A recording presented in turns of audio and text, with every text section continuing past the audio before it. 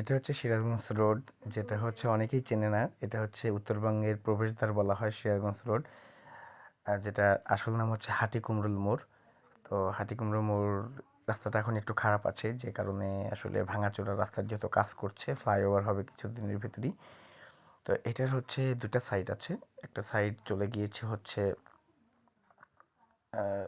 মানে ঢাকার থেকে একটা সাইড আসলো, আর একটা সাইড ঢাকা থেকে সোজা চলে যাচ্ছে রাজশাহীর দিকে। আমার হাতের ডান সাইডটা হচ্ছে ঢাকার রোড, আর বাঁ সাইডটা হচ্ছে আপনার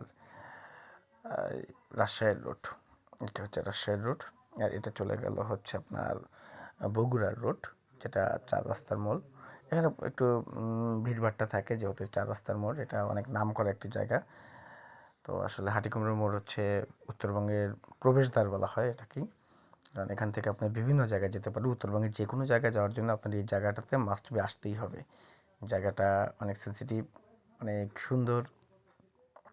মানে এখনও অতটা সুন্দর না, যতটা সুন্দর হবে হয়তো বা ফ্লাইওভার হওয়ার পরে আরও বেশি সুন্দর হবে।